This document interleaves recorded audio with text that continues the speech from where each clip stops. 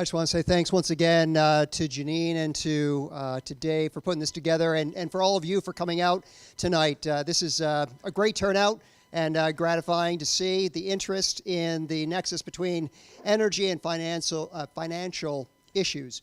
I'm going to talk a bit about PACE.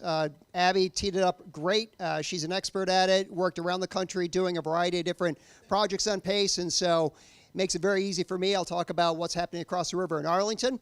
As Abby had mentioned, our PACE program went live 2 days ago. This is the first public event where I can announce. Thank you.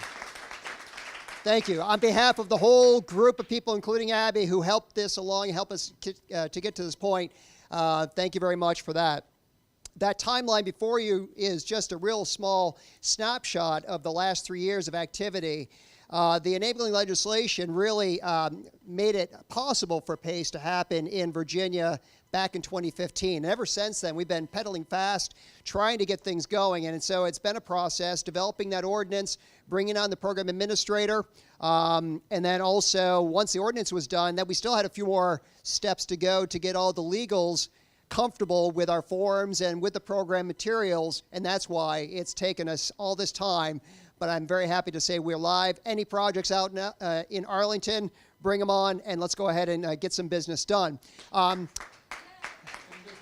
The Community Energy Plan in Arlington looks at three primary things. One is keeping the community economically competitive. Number two is looking at energy security or resiliency. And number three, it's being economic or environmentally sensitive and making sure we take care of the environment for future generations. So those three things help to drive our decision-making in Arlington via our Community Energy Plan. Over 70% of the energy used in Arlington is through our buildings.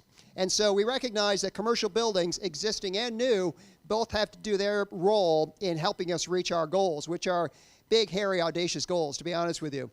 And so with that, our program is designed to go ahead and to answer the needs of the business community, in particular the commercial building owners and the developers. We went to them. We said, we know that you're sitting on the sidelines with these assets where you want to add value to them, but with the background energy rates being so low, it makes it difficult to make the finances pencil out and to move forward with some of these renewable energy or energy efficiency projects.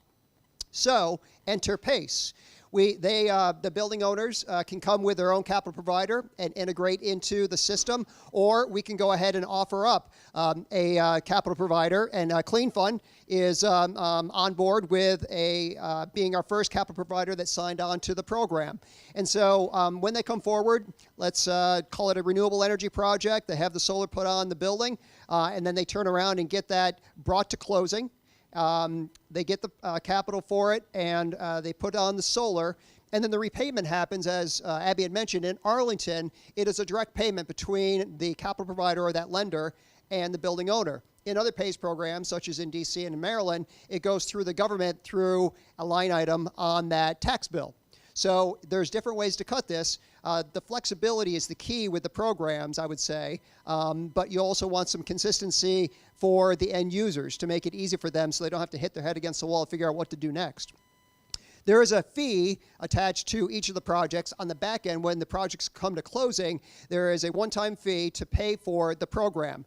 No public funds have been used in setting up the program, nor would they be used in running the program. So I work together with our Rethink Energy team to go ahead and do myriad different projects and initiatives in Arlington, including this PACE program, but it's really going to be those projects that we're going to pay, but it is a very small amount in comparison to what they're going to be saving on into the future. And in terms of how they pay for this, it's the hard and the soft costs, all inclusive, are able to be wrapped into the financing, and so that 2.5% fee for that one-time fee for the project cost will be wrapped into it as well. And so there's no out-of-pocket money for those building owners or for those developers to add value to their building and to increase that asset. And so with that, I know you have a lot of questions, so I'm going to step away and say thanks again. Thank you, Rich.